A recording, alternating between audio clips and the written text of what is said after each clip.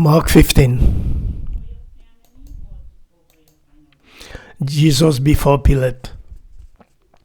Very early in the morning, the chief priests with the elders, the teachers of the law, and the whole Sanhedrin made their plans. So they bound Jesus, led him away, and handed him over to Pilate.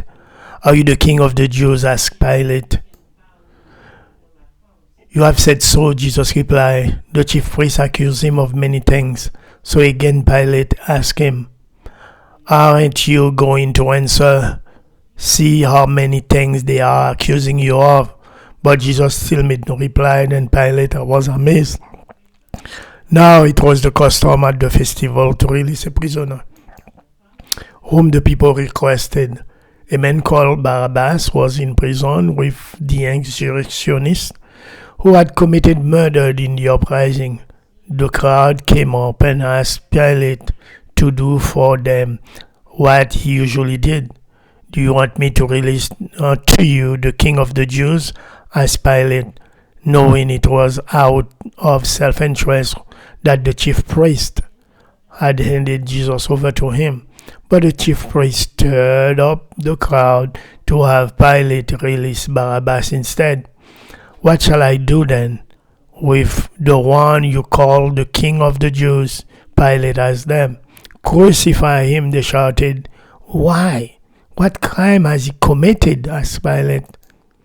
But they shouted all the louder, "Crucify him." Wanting to satisfy the crowd, Pilate released Barabbas to them. He had Jesus' flag and handed him over to be crucified. The soldiers mocked Jesus. The soldiers led Jesus away into the palace, that is the Praetorium, and called together the whole company of soldiers.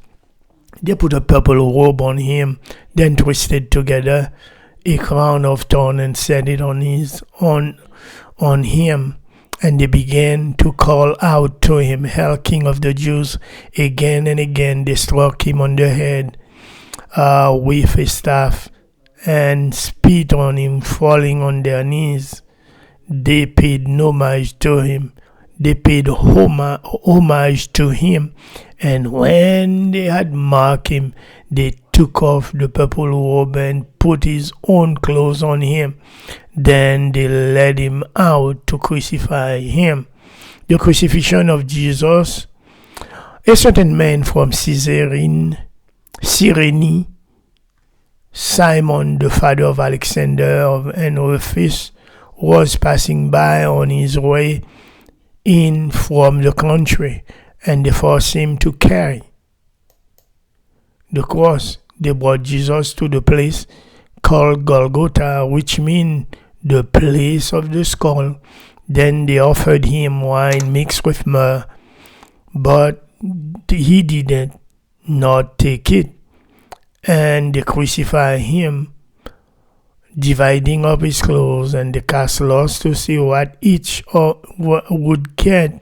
It was 9 a.m. when they crucified him. The written notice of the charge against him read, "The King of the Jews." They crucified 2 rebels with him, one on his right and one on his left. Those who passed by hurled insults at him, shaking their heads and saying, "So you who are going to destroy the temple and build it in 3 days, come down from the cross and save yourself." In the same way, the chief priests and the teachers of the law mocked him among themselves. "He saved others," they said, "but he cannot save himself. Let this Messiah, this King of the Jews, come down now from the cross, that we may see and believe." Those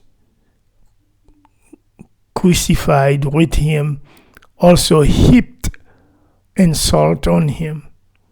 The death of Jesus. At noon, darkness came over the whole land until 3 in the afternoon. And at 3 in the afternoon, Jesus cried out in a loud voice, Eloi, Eloi, lema sabachthani, which means, my God, why have you forsaken me? When some of those standing near heard this, they said, listen, he's calling Elijah. Someone ran and filled a sponge with wine vinegar and put it on his staff and offered it to Jesus to drink. And now leaving him alone. Let's see if Elijah comes to take him down. He said, with a loud crowd, Jesus breathed his last. The curtain of the temple was torn in two from top to bottom, and when the centurion who stood there in front of Jesus saw how he died, he said, surely this man was the Son of God. Some women were watching from a distance. Among them were Mary Magdalene, Mary, the mother of James, and James the younger, and of Joseph and Salome. In Galilee, this woman had followed him and cared for his needs. Many other women who had come up with him to Jerusalem were also there. It was preparation day, that is the day before the Sabbath. So as evening approached, Joseph of Arimathea, a prominent member of the council, who was himself waiting for the kingdom of God, went boldly to Pilate and asked for Jesus' body.